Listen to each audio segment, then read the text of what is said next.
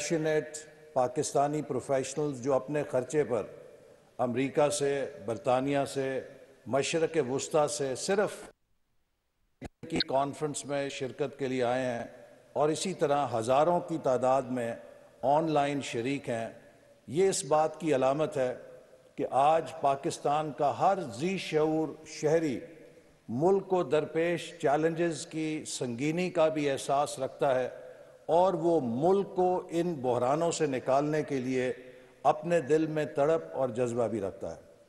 ان جذبوں کی موجودگی میں مجھے یہ کہتے ہوئے کوئی شبہ نہیں ہے کہ انشاءاللہ تعالی ہم پاکستان کو ٹرن اراؤنڈ بھی کریں گے اور پاکستان کو دوبارہ ترقی کے راستے پہ ڈالیں گے۔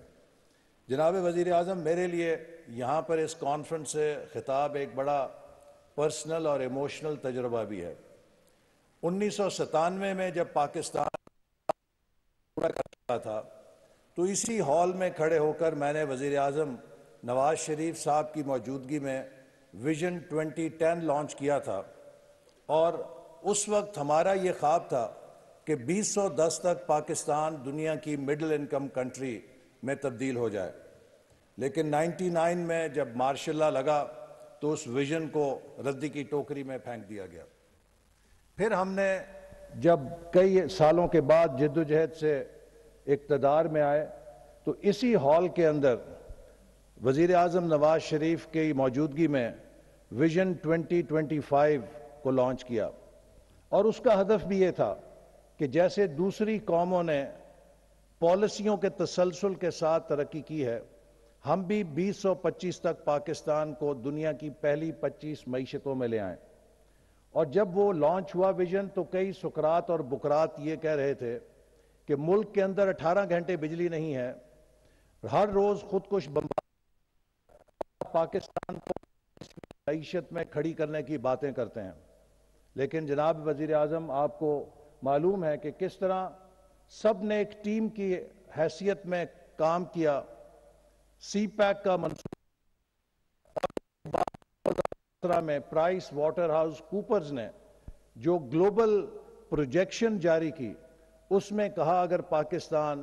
اسی رفتار سے چلتا رہا تو 2030 تک ٹاپ 20 اکانومیز میں شامل ہوگا، گویا کہ G20 کا رکن ہوگا۔ لیکن پھر 2018 میں وہ پالیسیز تبدیل ہوئیں اور ہم کسی اور سمت میں چلے گئے اور وہ ڈسکنٹینیوٹی آف پالیسی ہمیں کتنی مہنگی پڑی ہے اس بارے میں مجھے کچھ کہنے کی ضرورت نہیں ہے۔ آج جب میں دوبارہ آپ کی قیادت میں وزارت منصوبہ بندی میں آیا ہوں تو پاکستان کا ڈیولپمنٹ بجٹ جو 1000 ارب چھوڑا تھا وہ 550 پہ میں ملا، جبکہ 4 سالوں میں گمان یہ تھا کہ وہ 2000 ارب ہو چکا ہوگا۔ اور معیشت کی یہ حالت ہے کہ آخری کوارٹر میں اپریل، مئی اور جون میں وزارت خزانہ انکار کر چکی تھی کہ ہم ترقیاتی بجٹ کی قسط ریلیز نہیں کریں گے۔ There was zero release for development budget in the last quarter. That has never happened in 75 years. So this is where we are again starting our journey from. لیکن میں سمجھتا ہوں کہ آپ نے جو راستہ جرت کا اختیار کیا ہے، آپ کے پاس بھی 2 راستے تھے، یا پولیٹیکل ایکسپیڈینسی کا راستہ اختیار کرتے یا ملک اور قوم اور معیشت کو بچانے کے لیے ذمہ داری کا راستہ اختیار کرتے۔ ہمیں فخر ہے کہ آپ کی قیادت میں ہم نے وہ راستہ چنا ہے جو پاکستان کو دوبارہ اپنے پیروں پہ کھڑا کرنے کا راستہ ہے۔ آج آپ کی ویژن اور رہنمائی میں ان حالات میں بھی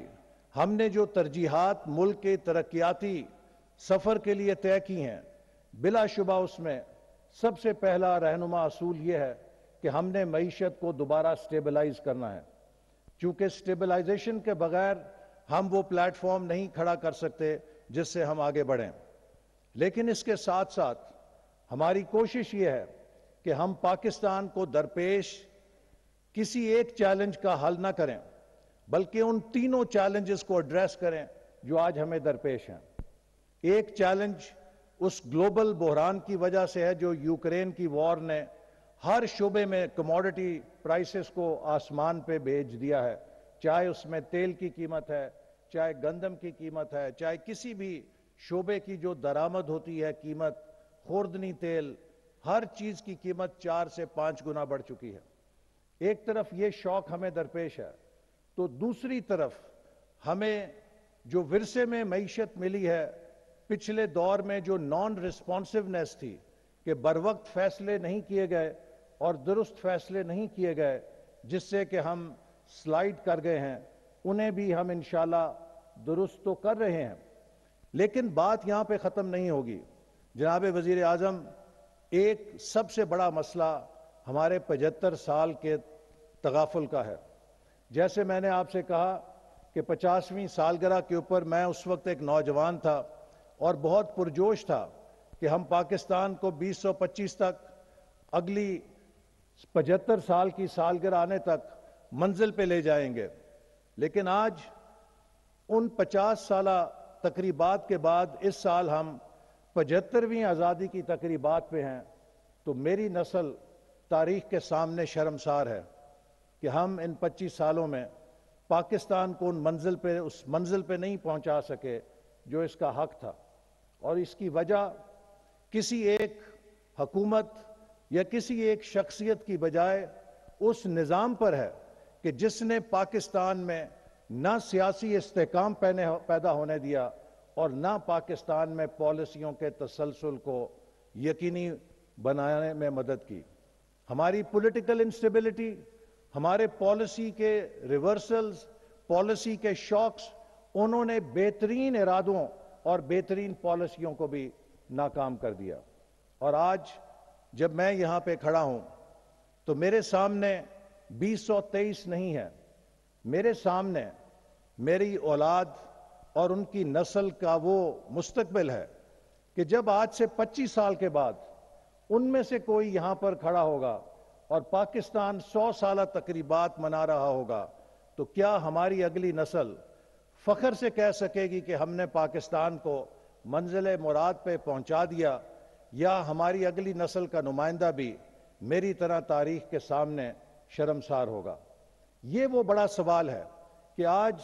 ہماری نسل پر یہ ذمہ داری ہے کہ ہم اپنی اگلی نسل کو، اس ملک کے نوجوانوں کو وہ پلیٹ فارم دے جائیں کہ جس سے اگلے 25 سالوں میں جب شاید ہم میں سے چند خوش نصیب اس منزل کو دیکھ سکیں گے، لیکن پاکستان کا ہر نوجوان 2047 دیکھے گا تو اگلے 25 سالوں میں وہ پاکستان کو اس حیرت انگیز ترقی سے روشناس کرا سکے کہ Pakistan at 100 should be a proud nation and Pakistan is at 100 should be proud nation before the world۔ تو یہ وہ چیلنج ہے جس کے لیے ہمیں اپنے ملک کے سٹرکچرل ریفارمز کرنے ہیں۔ وہ نظام جس نے ہمیں نہیں چلنے دیا، جب بھی ہم نے گروتھ پکڑی ہے تو ہماری ڈیمانڈ ڈالرز کنزیوم کرنے کی بڑی ہے، لیکن ڈالر کمانے کی ایکسپورٹ کے ذریعے صلاحیت اس کے مطابق نہیں بڑھ سکی، اور ہر دفعہ ہمارا گروتھ سائیکل پنکچر ہوا ہے۔ ہم کس تیزی کے ساتھ اپنی انڈسٹریلائزیشن کو پروموٹ کریں جس سے ویلیو ایڈڈ ایکسپورٹس کے ساتھ ہم اپنے اندر زر مبادلہ کمانے کی وہ صلاحیت لیپ فراگ کر کے پیدا کریں کہ جس سے ہم مستقبل کی ترقی کے وسائل میں خود کفیل ہو سکیں، ہمیں غیروں سے ڈالر نہ مانگنے پڑے، ہمارے اپنے بزنس مین، ہمارے اپنے زمیندار کسان اور ہمارے اپنے ایس ایم ای سیکٹر کے لوگ ایسی مصنوعات پیدا کریں کہ دنیا کے سامنے میڈ ان پاکستان کوالٹی کا مارک ہو اور پاکستان کے لیے ایکسپورٹ ایکسلنس کی علامت بنے۔ یہ وہ راستہ ہے کہ جس سے ہم خود کفیل ہو سکتے ہیں۔ اسی طرح ہماری زراعت جو ہے وہ دنیا میں اتنی بڑی فیکلٹی کے ساتھ، اتنی بڑی انڈاؤمنٹ کے ساتھ آج بھی دنیا میں لوئسٹ ییلڈ کے پروڈکشن پر بیس کرتی ہے۔ ہم کس طرح تیزی کے ساتھ اپنی زراعت کو ترقی دیں کہ اپنا گندم، اپنی چینی، اپنی کپاس کے ساتھ ساتھ خوردنی تیل اور دیگر چیزیں جن میں ہم اربوں ملینز آف ڈالرز درآمد پہ خرچ کرتے ہیں، ریلیٹڈ ٹو ایگریکلچر سیکٹر نہ صرف اپنی ضرورت پوری کریں بلکہ نیٹ ایکسپورٹر بنے ویلیو ایڈڈ ایگریکلچر کے اندر. اسی طرح آج دنیا میں جو ٹیکنالوجی کا انقلاب ہے ہمارے سامنے یہ ترجیح بھی ہے آپ کی ویژن کے مطابق کہ پاکستان کی نوجوان نسل کو اس ٹیکنالوجی کے انقلاب سے جوڑیں جس سے وہ ڈیجیٹل اکانومی کا ایک ہراول دستہ بن کے پاکستان کو دنیا میں انفارمیشن پاور کے طور پہ روشناس کرا سکے.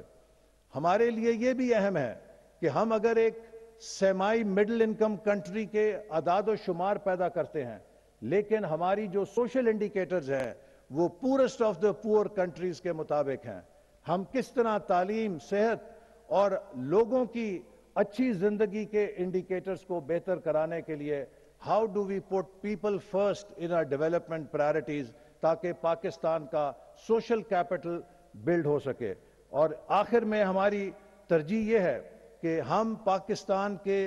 جغرافیے میں جو عدم تفاوت ہے ترقی کا، وہ علاقے جو پیچھے رہ گئے ہیں ان کو کس طریقے سے تیزی کے ساتھ آگے بڑھائیں. اور وزیر اعظم صاحب کی ہدایات کی روشنی میں پہلی دفعہ ہم ایک ایسا منصوبہ شروع کر رہے ہیں جس کے نتیجے میں پاکستان کے 20 پورسٹ ڈسٹرکٹس کو ٹارگٹ کیا جا رہا ہے کہ ان کو 5 سالوں کے اندر تیز رفتاری کے ساتھ اٹھایا جائے تاکہ ڈیولپڈ اور انڈر ڈیولپڈ کا فرق جو ہے وہ ختم ہو سکے. جناب وزیر اعظم، میں آج کی اس تقریب میں بات ختم کرنے سے پہلے یہ کہوں گا کہ پاکستان کی تعمیر کے جتنے بھی نسخے ہیں ان میں کوئی نسخہ راکٹ سائنس نہیں ہے، وہ سب کامن سینس کے نسخے ہیں، لیکن ان کی کامیابی کی کنجی کلیکٹیو ایکشن میں ہے اور اس کے ساتھ ساتھ کلیکٹیو آئیڈینٹی اور کامن سینس امپلیمنٹیشن میں ہے. اگر ہم سب کنٹینیوٹی کے ساتھ، تسلسل کے ساتھ ان تمام سلوشنز کو جو یہاں ہال میں موجود ہر شخص کے دماغ میں ہیں ان پر عمل پیرا ہو جائیں تو کوئی وجہ نہیں کہ پاکستان چند سالوں کے اندر دنیا کو دنگ نہ کر دے.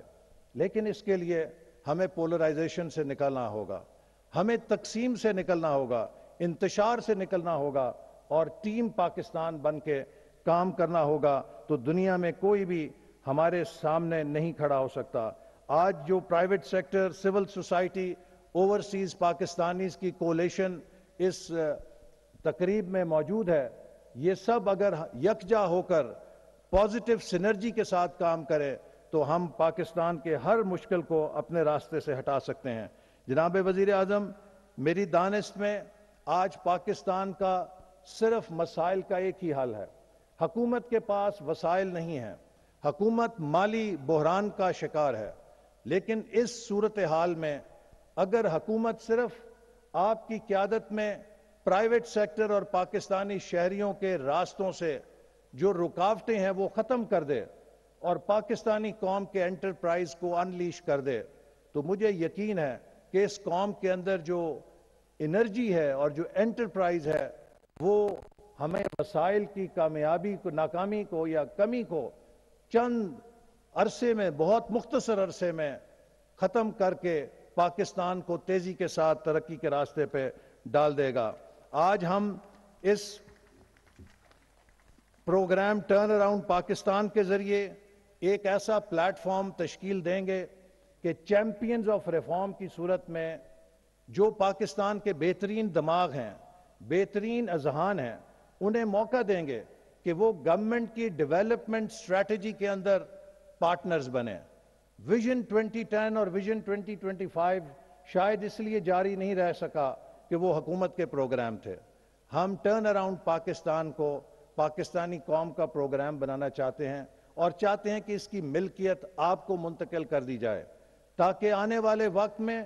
جو بھی حکومت ہو اس سے ان اہداف پہ عمل درآمد کرانے کے لیے آپ اس ملک کے اندر ایک ڈیولپمنٹ اور ریفارم کا پریشر گروپ بنیں اور آپ ان پالیسیز کے تسلسل کو یقینی بنائیں. ٹرن اراؤنڈ پاکستان امید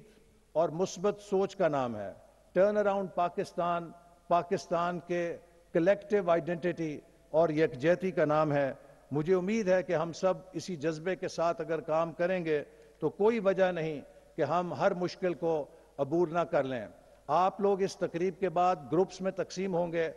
اور ان گروپس کے اندر میری آپ سے گزارش ہے کہ ہر گروپ کم از کم 3 سے 4 ایکشنیبل کانکریٹ انوویٹو آئیڈیاز پر اتفاق کرے کہ جن کو یہ حکومت جن پر اگلے 6 ماہ کے اندر عمل درآمد کر کے